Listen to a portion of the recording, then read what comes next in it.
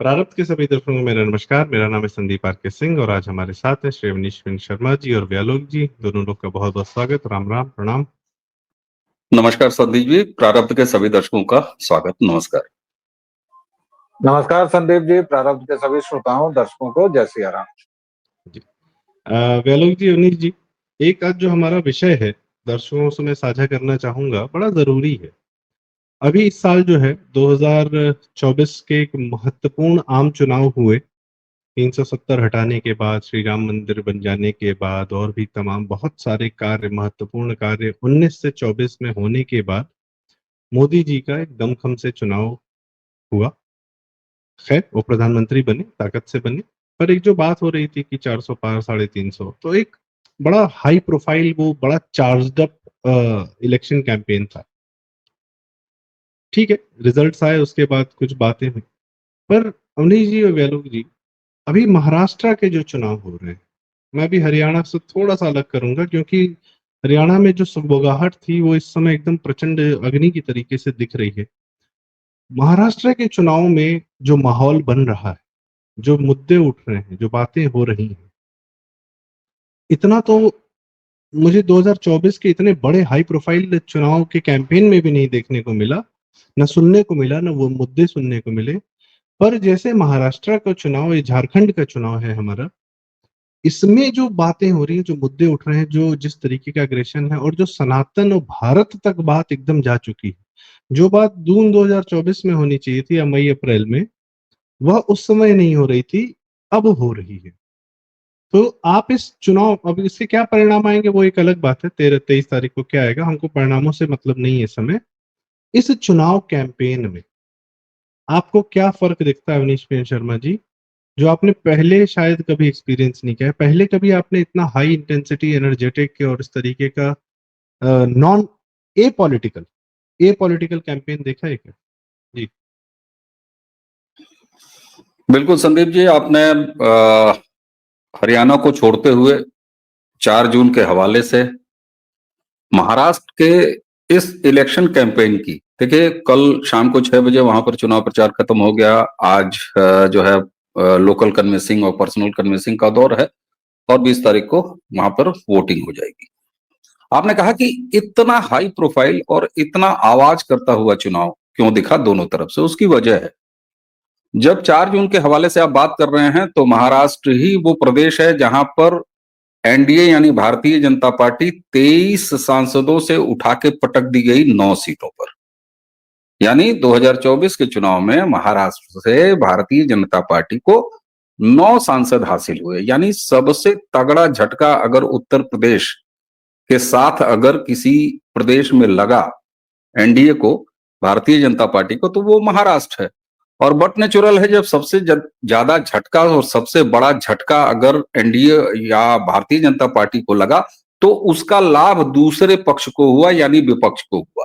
यही वजह है कि महाराष्ट्र का विधानसभा चुनाव आपको शोर करता हुआ दिखाई दिया और यही वजह है कि केवल 9 सीटों के उपचुनाव वाला उत्तर प्रदेश, जहां की 9 सीटों के परिणामों से सरकार पर कोई फर्क नहीं पड़ने वाला है, योगी आदित्यनाथ की सरकार पर ढेला भर भी फर्क नहीं पड़ने वाला है, फिर भी उपचुनाव जैसा शांति से गुजर जाने वाला चुनाव उत्तर प्रदेश में भी आपको शोर मचाता हुआ दिखाई दिया है। कारण क्या? उत्तर प्रदेश में लगा हुआ भारतीय जनता पार्टी को सेटबैक और उसके नतीजे में समाजवादी पार्टी को मिली हुई बढ़त। अब ये ऐसा हो क्यों रहा है? ऐसा होना लाजमी है। एक जिसको झटका लगा है वो भी जोर शोर से चुनाव लड़ेगा, निश्चित रूप से स्वाभाविक है, क्योंकि लोकसभा में जो झटका महाराष्ट्र में लगा है भाजपा को, तो भाजपा उसको विधानसभा में गेन करने का प्रयास करेगी, एनडीए उसको गेन करने का प्रयास करेगी। इसलिए भाजपा और एनडीए की तरफ से भी आपको जोर शोर से ये चुनाव लड़ा जाता हुआ दिखाई देगा।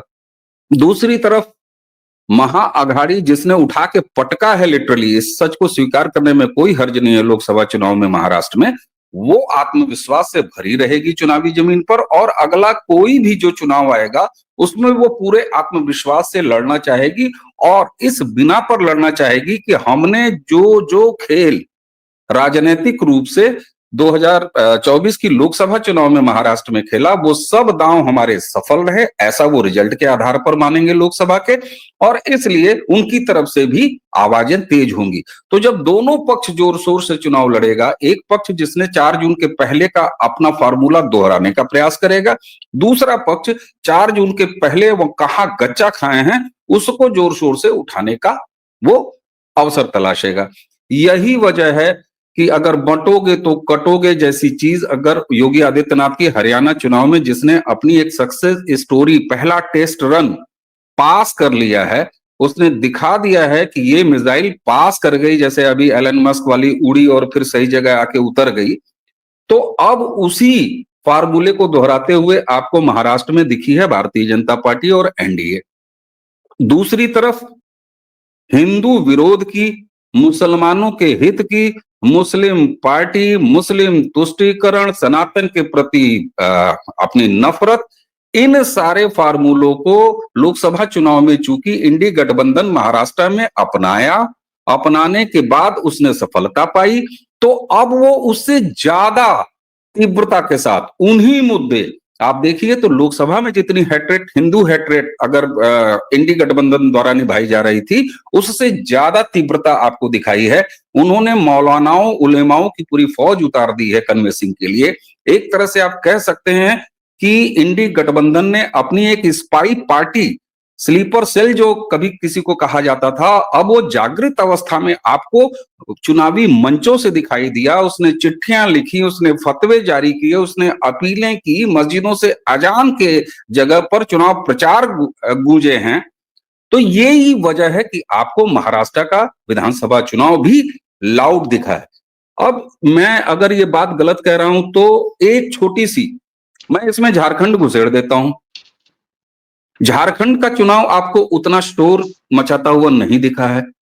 झारखंड में जो कुछ भी बातें हुई हैं वहां स्थानीय स्तर पर हो रही हैं, लगातार हो रही हैं। उसकी वजह क्या है? क्योंकि इंडी गठबंधन को झारखंड में वो सफलता नहीं मिली थी और वहां पर भारतीय जनता पार्टी या एनडीए एक्स्ट्रा ताकत नहीं लगा रही है, कुछ जेन्युइन मुद्दे उठा रही है, जैसे वो लैंड जिहाद के साथ साथ, लव जिहाद के साथ साथ एक जो वहां पर कन्वर्जन जिहाद चल रहा है, जिसको दामाद गैंग बोलते हैं, दामाद ऑपरेशन बोल रहे हैं, वो जेन्युइन मुद्दे उठाए जा रहे हैं। आदिवासी वर्सेस नॉन आदिवासी, आदिवासी वर्सेस मुस्लिम के मुद्दे उठाए जा रहे हैं। यही वजह है कि यूपी का छोटा सा उपचुनाव भी आपको शोर मचाता हुआ दिखा और महाराष्ट्र में दोनों ताकतें, एक जो अपने डेविल फोर्स के साथ लगी हुई वो आवाज करती हुई दिखा रही, दूसरी तरफ एविल फोर्सेस भी आवाज करते हुए दिखाई दी। ये दोनों के लिए जियो और मरो, इन दोनों में से एक का नाता है। मैं यहां कतई नहीं मानूंगा कि भारतीय जनता पार्टी अकेले शोर कर रही है, वो भी शोर कर रहे हैं, ये भी शोर करते हुए दिखाई दिए, क्योंकि दोनों के पास अपनी अपनी वजह थी। जी, काफी डिटेल में आपने बताया कुछ कारण जो कि एक शोर करता हुआ कैंपेन और शोर करता हुआ चुनाव दिख रहा। मैं वैलोक जी के पास आना चाहूंगा और एक थोड़ा सा एक अलग सवाल पूछना चाहूंगा। सर ने तीनों का जिक्र किया, झारखंड चुनाव, महाराष्ट्र, यूपी के उपचुनाव। यूपी के उपचुनाव से मैं शुरू करूंगा। एक विधानसभा सीट है जहां पर चुनाव नहीं हो रहा है पर वह भी चर्चा में है, वह है मिल्कीपुर। वो लीगल कारणों से, और उसमें अवधेश प्रसाद ने ही जो है अड़ंगा लगा रखा है और बाहर दुनिया में हल्ला कर रहे हैं कि क्यों नहीं सरकार करा रही, जबकि वो लीगली जो है उसी ने, उन्होंने ही, उनकी ही अपील, उन्हीं के एफिडेविट की वजह से वो रुका हुआ। खैर, जहां चुनाव नहीं हो रहा है वो सीट भी इंपॉर्टेंट है। वो इसलिए इंपॉर्टेंट है क्योंकि 2024 के रिजल्ट में यह बात हुई कि श्री राम मंदिर बना और जिस सीट को अयोध्या सीट कह के प्रचारित किया गया, दुष्प्रचारित किया गया, वह फैजाबाद सीट थी। वहां पर भाजपा नहीं जीती, सपा के अवधेश प्रसाद जीते। चलिए ठीक है, मान लिया। झारखंड में सर ने बताया बहुत डिटेल में कि वहां पे ग्रूमिंग गैंग और इस तरीके की दमाद गैंग और जमीन जिहाद, वहां भी एक हिंदू मुस्लिम एंगल है और बहुत तेजी से है, क्योंकि रोहिंग्या और बांग्लादेशी हेमंत सोरेन ने बसाया और ये वहां के कैंपेन का मुख्य मुद्दा है, जो अमित शाह जी और योगी जी और मोदी जी के वहां के रैलियों को संबोधित करते हुए सुनने को मिल रहा है। महाराष्ट्र में तो मुस्लिम समाज जो है खुल के आ गया। उसने लिखित में 17 मांगे मांग ली, जिसमें से आरएसएस को बैन करो, वक्फ बोर्ड के अगेंस्ट में जाओ, हमको कोटा दो। कर्नाटक का एक अलग नौटंकी चल रहा है कि भाई सरकारी कॉन्ट्रैक्ट्स में 4% का कोटा दो, और यहाँ तक कि इस तरीके की बहुत सारी मांगे, पुलिस में मुसलमानों की भर्ती करो, महाराष्ट्र में लिखित में मांगी गई और लिखित में आश्वासन दे दिया गया कि यदि शरद पवार, उद्धव ठाकरे, कांग्रेस, नाना पटोले की सरकार आई तो इनकी ये सारी मांगे मान ली जाएंगी। साथ ही साथ वक्फ बोर्ड की लगातार खबरें आ रही कि यहाँ क्लेम कर लिया, वहां क्लेम कर लिया, जहां नहीं थे वहां भी क्लेम कर लिया, कि जैसे कि हम लोग लाइन सुनते हैं, यहाँ खुदा है वहां खुदा है, जहां नहीं खुदा है वहां पे कल खुदेगा। ये उसमें ये कि यहाँ वक्फ है वहां वक्फ है, जहां आज नहीं वक्फ है कल वहां वक्फ होगा। तो इस तरीके की बात उनकी हरकतों से दिख रही है। हिंदू मुस्लिम के अलावा राजनीति, ये क्या वे लोग भाई आप यह मानते हैं, यह सोचते हैं कि हिंदू मुस्लिम की जो राजनीति है, और इसमें कोई गलत नहीं, क्योंकि भारत में कोई राजनीति नहीं होती है, सिर्फ और सिर्फ मुस्लिम वोट बैंक सत्ता पे अपना अधिकार बनाए रखा था। आज हिंदूवाद, हिंदूवादी नेता, भारत का जो जन्मना है, भारत से जो निकला है, सनातन से जो निकला है, वह अपना एक क्लेम रिक्लेमिंग कर रहा है, पॉलिटिकल स्पेस में भी, हर स्पेस में भी।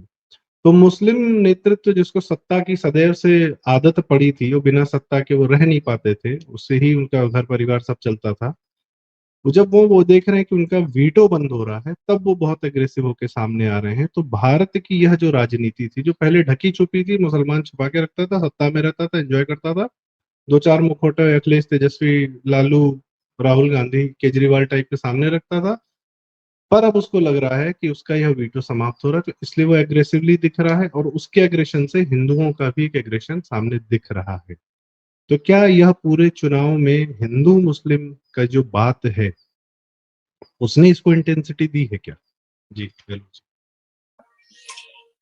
हिंदू मुस्लिम का सवाल नहीं है सर, ये सवाल है सभ्यताओं के संघर्ष का। अभी आप देखिए कि जब हम लोग बात कर रहे हैं तो समाजवादी पार्टी ने ये गुहार लगा दी है कि उत्तर प्रदेश के विधानसभा उपचुनाव जो हो रहे हैं, जो 9 सीटों पर, उसमें मुस्लिम महिलाओं को बुर्का हटाने को न कहा गया। अब ये ऐसी बात है जिस पर आप प्रतिक्रिया देंगे ही देंगे, और जैसे ही देंगे तो उधर सब ढोल मजीरा लेके शुरू हो जाएंगे कि मुस्लिम विरोधी है। भाई बुर्के के अंदर सलमा है कि सलमान है, ये कैसे पता चलेगा? और पहले ये लोग करते रहे हैं। अच्छा, दूसरी बात, वो जो अवधेश प्रसाद है, उसको ये लोग अयोध्या नरेश बुला रहे हैं, जो कितनी अपमानजनक और कितनी पीड़ादायी बात है। भाई अयोध्या नरेश हमारे प्रभु श्री राम है, आप जबरन उसको, तो ये लोग टर्म्स खोज कर लाते हैं जानबूझकर कि उससे आदमी भड़के, हिंदू भड़के, उस पर प्रतिक्रिया दे और फिर उसको विक्टिम कार्ड प्ले करें। अब मैं दो चार घटनाएं पहले बताऊंगा, फिर मैं उसको समाप्त करूंगा। इंडी अलायंस का एक नौकर है मल्लिकार्जुन खड़गे। अब खड़गे ने क्या बयान दिया? खड़गे ने कहा कि भाई ये लोग जहर हैं, आरएसएस, बीजेपी, और इनको खत्म करना चाहिए वगैरह वगैरह। उससे पहले उनका एक साथी कर चुका है कि सनातन को ही रेडिकेट कर देना चाहिए। इस सब पर चुप्पी है, पूरी चुप्पी, कहीं कुछ नहीं है। राहुल विंची ने क्या किया? जो सो कॉल्ड पत्रकार, जो यूट्यूबर, उसके पक्ष में अवनीश जी की एक बात मैं उधार लेके बात कहूंगा कि पिछवाड़े में गुलाल पोत के जो लोग नाच रहे हैं, उस राहुल विंची ने पत्रकारों को क्या कहा है कि गुलाम है। मुंबई प्रेस क्लब को उसके खिलाफ बयान देना पड़ा। और वो राहुल विंची क्या करता है पत्रकारों के साथ? कभी पत्रकारों को खड़ा करके उनकी जात पूछने लगता है, कभी किसी पत्रकार को कह देता है कि मैं तुमसे बात नहीं करूंगा, तुम फलाने हो, तुम कम्युनल हो। अभी कल की प्रेस कॉन्फ्रेंस में उसने क्या किया है कि मैं ऐसे जवाब नहीं दूंगा ऐसे सवालों का जो लोडेड हो। लोडेड हो का मतलब कि जो तुम लोग भाजपाई एजेंट बन के सवाल करते हो, मतलब वो तय करने लगा है। जबकि उसकी प्रेस कॉन्फ्रेंस कैसे हुई? ये एक एंटरटेनमेंट चैनल है एबीपी न्यूज, उसको न्यूज चैनल भी कहते हैं लोग, उसकी सीनियर सो कॉल्ड जर्नलिस्ट हैं। हालांकि आजकल मैं तो किसको जर्नलिस्ट कहूं किसको नहीं कहूं, मैं इसी में फेरे में पड़ता हूं। समदास हैं वो, उन्होंने साफ तौर पर कहा है कि राहुल विंची की जो भी प्रेस कॉन्फ्रेंस होती है उसमें आप बुलावा सबको जाता है, लेकिन उसके जो दो नौकर हैं, एक धवलकेशी है, कोई क्या नाम है उसका, जयराम रमेश है शायद। अच्छा देखिए, इन लोगों के नाम में राम है, लेकिन इन लोगों के काम कैसे रावण वाले होते हैं। तो उसका एक नौकर तो मल्लिकार्जुन खड़गे है, दूसरा वो जो जयराम रमेश है, उसके फोन में बाकायदा एक लिस्ट थी कि उन्हीं पत्रकारों से उन्हीं को सवाल पूछने को कहा जाएगा। बाकी लोग हाथ उठाते रहे, बोलते रहे, कोई सुनवाई नहीं। और ये राहुल विंची जेब में संविधान लेकर चलता है, उसके बाद लगातार बोलता है कि हम संविधान की रक्षा के लिए मर जाएंगे, मिट जाएंगे, क्रांति कर देंगे, इनकलाब लिख देंगे। आज उसकी तानाशाह दादी का जन्म जयंती भी है, आज उसकी तानाशाह दादी की, इंदिरा गांधी की, जिस इंदिरा गांधी ने पूरे देश में लोकतंत्र का गला घोंट दिया केवल इसलिए क्योंकि वो अपनी हार को नहीं बर्दाश्त कर पा रही थी।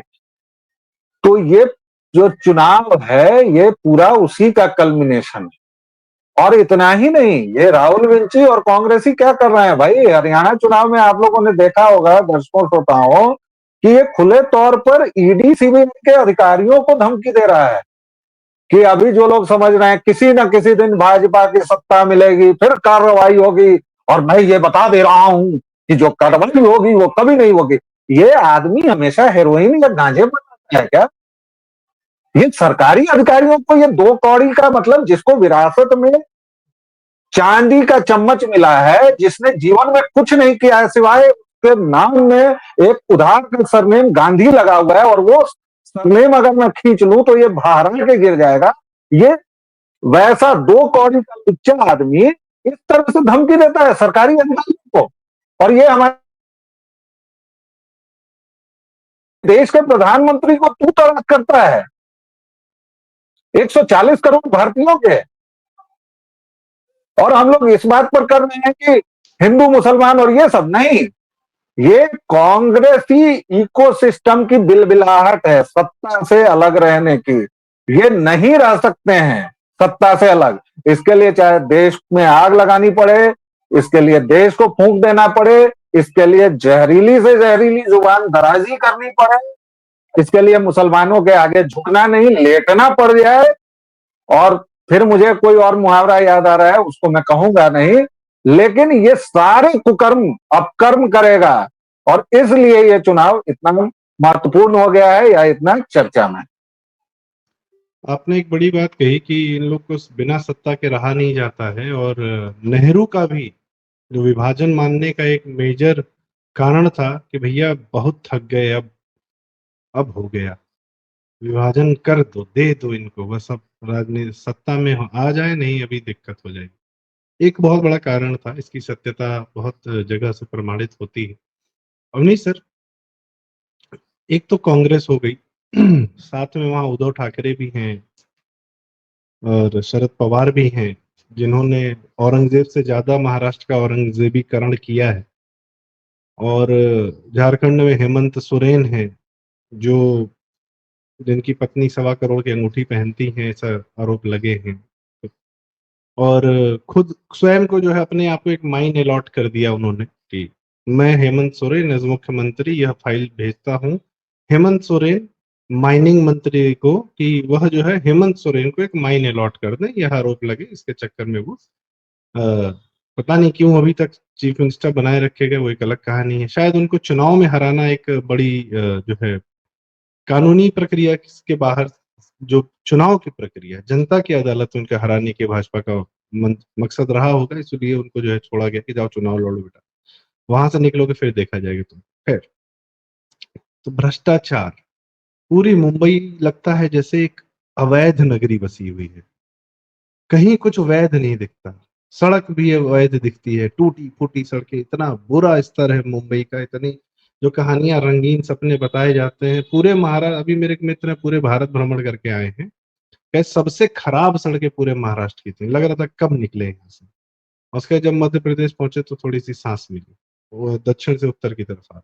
बहुत लोग के अनुभव है, मैं स्वयं जा चुका हूँ, मेरा खुद का मूड खराब हो जाता है। विश्व भर में जो कहा जाता है भारत बहुत गंदा शहर है, भारत में बदबू आती है, वो वैसे जितने मैक्सिमम विदेशी आते हैं वो मुंबई देख के भारत के बारे में ये धारणा बना के चले जाते हैं। ठीक है, उस महाराष्ट्र में कुछ और भी कारण है जिसकी वजह से इंटेंसिफाइड है, क्योंकि भ्रष्टाचार भी मोदी जी कह चुके हैं कि न खाऊंगा न खाने दूंगा। उद्धव ठाकरे के 2.5 साल का कहानी पता ही है। कांग्रेस तो खैर बाय डिफॉल्ट भ्रष्टाचारी है, उसमें तो चालू ही हो जाता है जैसे ही वो आ जाते हैं। शरद पवार की तो कहानियां ही अपरंपार हैं, मतलब क्या ही कहा जाए। तो सर, जो हेमंत सोरेन की बात हो गई, तो जनता इनके भ्रष्टाचार से भी परेशान है, क्योंकि एक बात और है, मुस्लिम वोट बैंक समर्थित हर हिंदू नेता, हर सेकुलर नेता जो है पूरी तरह भ्रष्टाचारी होता है। ये करीब करीब 99% बात सही, लालू हो, मुलायम हो, कोई हो, जैसा भी। क्योंकि 2019 में देवेंद्र फडणवीस को ही जिताया गया था महाराष्ट्र द्वारा। इंटेंसिफाइड इसलिए भी है क्या, क्योंकि जनता को यह भी पता है कि ये लोग आएंगे तो बहुत बात से भ्रष्टाचार के नहीं है, बहुत ज्यादा गंद मचा देंगे, मुसलमान वोट बैंक के आगे लेट जाए। क्यों है इंटेंसिफाइड इतना, मतलब it is something very different this election. ये इलेक्शन का माहौल बहुत अलग लग रहा है, बहुत अलग लग रहा है। जी अवनीश सर। जी संदेश जी, मैं थोड़ा सा कंफ्यूज हो गया जब आपने महाराष्ट्र के दुर्दशा की बात की, मुंबई के दुर्दशा की बात की, तो मैं 2.5 साल उद्धव की सरकार निकालने के बाद महाराष्ट्र के सरकार, विधानसभा में सरकार किसकी रही है, महाराष्ट्र राज्य में सरकार किसकी रही है, मैं जरा इसके बारे में सोचने लगा। मैं बस क्लियर कर दूं सर, मुंबई में, हाँ मुझे वो बात जोड़नी चाहिए थी, बीएमसी पे शिवसेना का सदैव से कब्जा रहा है, और शिंदे जी तो अभी हटे हैं, सदैव से 2003 से तो उद्धव ठाकरे का ही कब्जा था बीएमसी पे, और बीएमसी पे पूरी तरह शिवसेना का कब्जा रहा है। बहुत अच्छा आपने इसको ऐड कर दिया। 2.5 साल उस बीएमसी का भी मैं भारतीय जनता पार्टी एनडीए से बाहर कर देता हूं। जब 2.5 साल उद्धव अपनी शिवसेना लेके चले गए अलग और महाआघाड़ी के साथ चले गए, तो वो अगर 2.5 साल विधानसभा का भी मैं अलग कर दूं और वो 2.5 साल बीएमसी का भी अलग कर दूं, तो फिर बीएमसी में भी भारतीय जनता पार्टी और एनडीए की साथी रही शिवसेना का ही कब्जा था। देखिए ऐसा है, आप कई चीजें सरकारों पर भारी पड़ती हैं, किसकी सरकार है इस पर भारी पड़ती। उत्तर प्रदेश में, उत्तर प्रदेश विधानसभा और विधान परिषद में 186 राजपत्रित भर्तियों में अखिलेश यादव, मुलायम सिंह यादव के तमाम चहेते अफसरों और उनको नौकरियां बांट दी गई योगी सरकार में। हालांकि वो मामला अदालत में गया और सीबीआई इंक्वायरी हो रही है। वो सीबीआई इंक्वायरी की पहल भी अदालत ने की, योगी सरकार ने उसको अनमान्य किया। अब योगी जी जैसा कोई मजबूत भाजपा का मुख्यमंत्री तो आपको पूरे भारत में खोजे हुए नहीं मिलेगा ना, किसी को नहीं मिलेगा। लेकिन ये खेल उत्तर प्रदेश में हुआ है और जोर शोर से हुआ है, अधिकारियों ने नौकरियां बांट दी। मैं यहां से वापस लेके चलता हूं, उसी महाराष्ट्र में शरद यादव, जिनको कि भारतीय राजनीति का सो कॉल्ड चाणक्य कहा जाता है, शरद पवार जब कांग्रेस से अपनी पार्टी अलग किए, उसके बाद से शरद पवार की राजनीतिक हैसियत, वजूद और उनकी ताकत जरा महाराष्ट्र की विधानसभा में मुझे कोई बता दे। शरद पवार अपनी पार्टी एनसीपी लेके कभी भी सिंगल लार्जेस्ट पार्टी तक नहीं आए। सत्ता बनाना अपने दम पर बहुमत तो छोड़ दीजिए महाराष्ट्र में, लेकिन महाराष्ट्र की राजनीति सबसे ज्यादा प्रभावित होती है, महाराष्ट्र की राजनीति के दादा मुनि हैं, महाराष्ट्र की राजनीति के सबसे बड़े माफिया हैं। इनके रूप में अगर पहचान की जाती हो तो कौन है भैया? शरद पवार हैं। सरकार कभी नहीं रही, क्या समझा जाए इसको? उसी मुंबई में देवेंद्र फडणवीस के लगातार मुख्यमंत्री रहते, उसके बाद एनडीए की सरकार लगातार महाराष्ट्र में चलते, मैं उम्र नहीं गिनाऊंगा, मैं 2.5 साल माइनस कर दे रहा हूं उद्धव ठाकरे के, लेकिन बंबई की सड़कें, पूरे महाराष्ट्र की सड़कें सबसे वर्स्ट हैं, सबसे बदतर हैं। 2014 से नितिन गडकरी जी, जो इस देश में एक्सप्रेसवे के जनक हैं, बड़ी बड़ी सड़कों के जनक हैं, लेकिन उनके खुद के स्टेट अगर महाराष्ट्र के बारे में आपकी संकल्पना और आपके मित्रों की संकल्पना ऐसी है, तो इसका दोषी कौन है? डबल इंजन का सरकार रहने के बाद सबसे तेज विकास होगा, केंद्र की योजनाएं नहीं रोकी जाएंगी। महाराष्ट्र में ये रुकती हुई दिखाई दी हैं, सड़कों के मामले में हो, चाहे अवैध बस्तियां हटाने के मामले में हो। किसका दोष है? पार्टी कहीं दिखाई दे रही है आपको? मेरी पार्टी तेरी पार्टी कहीं दिखाई दे रही है? इसका मतलब क्या है? इसका मतलब यह है कि यह एक सामाजिक संस्कार होता है। उसे कोई फर्क नहीं पड़ता कि कौन सी सरकार कहां कैसी है, किसकी है। एक और उदाहरण मैं आपको दे रहा हूं, मणिपुर का। मणिपुर की समस्या पर हर दूसरा तीसरा व्यक्ति ज्ञान देने के लिए उतर जा रहा है, जिसने मणिपुर का मौन नहीं सुना हो, मणिपुर कभी गया नहीं। और मैं जब ये बात कह रहा हूं तो मैं अपने जीवन के 2.5 साल महाराष्ट्र में गुजारे हैं और 2 साल मैंने पूर्वोत्तर में गुजारे। मेरे जीवन की पहली प्रोफेशनल नौकरी महाराष्ट्र से शुरू हुई, मुंबई महानगर से शुरू। सर, मणिपुर की समस्या का एकमात्र हल है बीरेन सिंह मुख्यमंत्री को हटा देना, लेकिन वो नहीं हो पा रहा है। क्यों नहीं हो पा रहा है? कई बार मैं आपसे कह रहा हूं, तेरी मेरी पार्टी को छोड़ के एक सामाजिक संस्कार इसके लिए जिम्मेदार होता है। झारखंड में भी मैं आपको कहूं, बड़ी सी बड़ी बात, बड़े से बड़े मुद्दे, बड़े से बड़े समस्या, बड़े से बड़े कारण को नकार दिया जाता है केवल एक चीज कह के। एक ओवररेटेड टर्म है, मुझे माफ किया जाए, मैं उसको क्लियर भी कर दूंगा। आदिवासी, ट्राइब कल्चर। वो ट्राइब कल्चर, वो आदिवासी जो 500 रुपए की हड़िया पर निकल के वोट देने चला जाता है और ये नहीं देखता कि वो कोड़ा परिवार हो, चाहे वो इनका हेमंता का परिवार हो। ये जमीन से उठे हुए लोग, और इस समय अरबपति, आपने कहा 1.25 करोड़, 1.5 करोड़, 1.25 करोड़, मैं कहता हूं साहब 5 करोड़ की अंगूठी।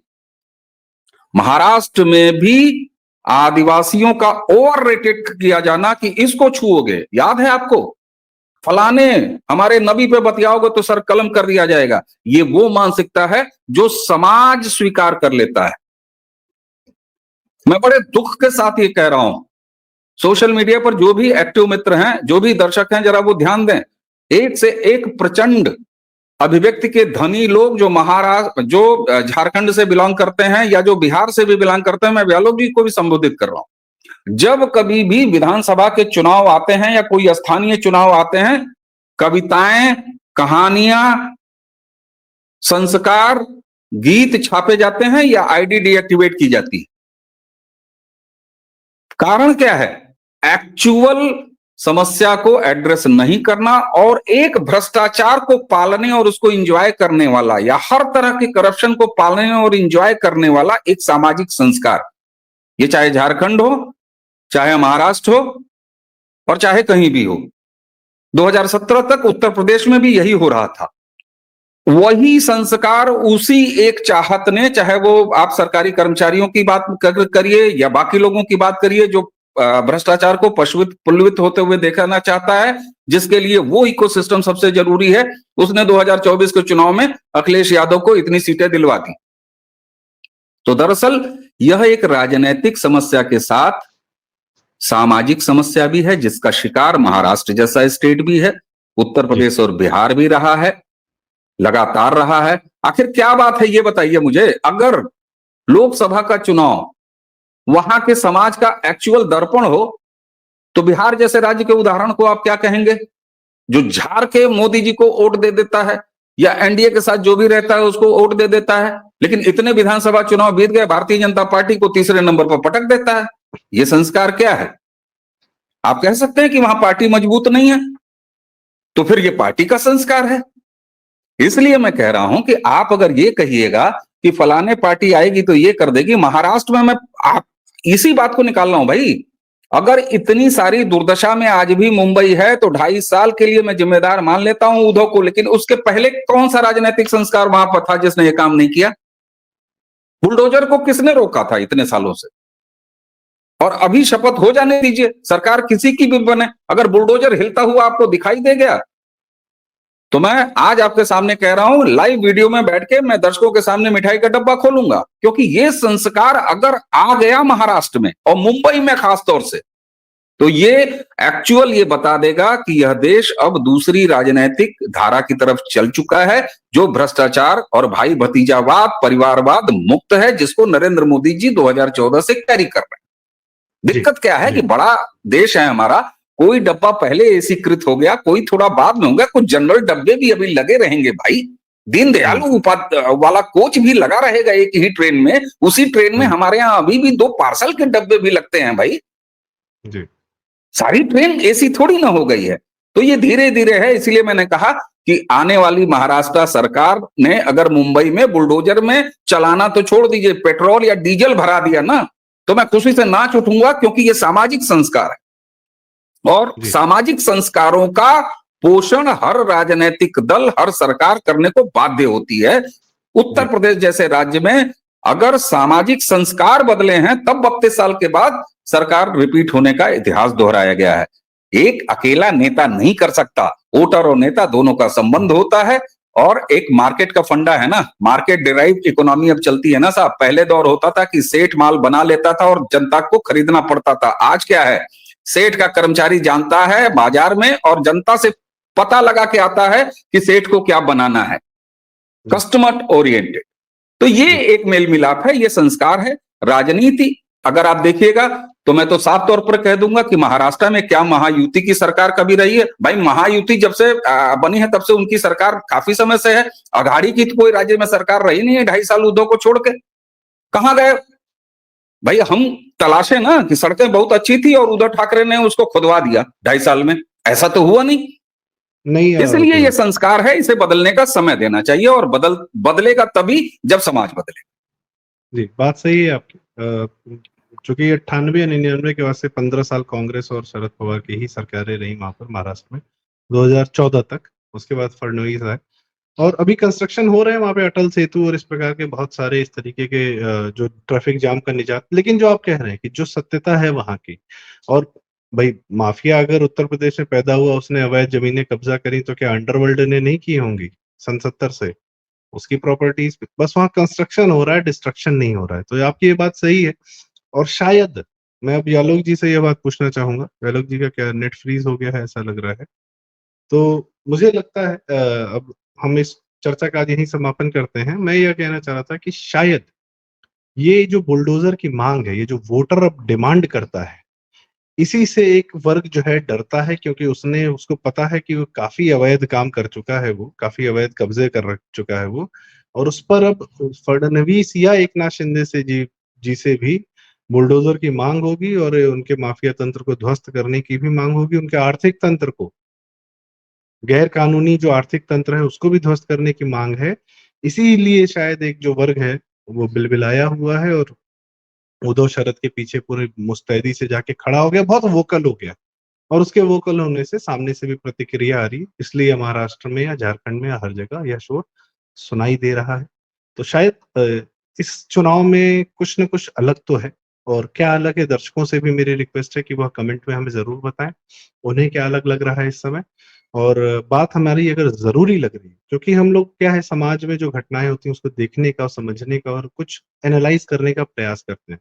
तो हमारी बात यदि सही लगे, जरूरी लगे, तो उसको लाइक करें, शेयर करें, चैनल जरूर सब्सक्राइब करें, क्योंकि जरूरी बातें यहाँ होती रहती हैं। तो अवनीश सर, बहुत बहुत धन्यवाद आपका, आपने समय दिया, ज्ञान दिया और अपनी एनालिसिस और जो आप ऑब्जर्व कर रहे हैं वो हमारे साथ साझा किया।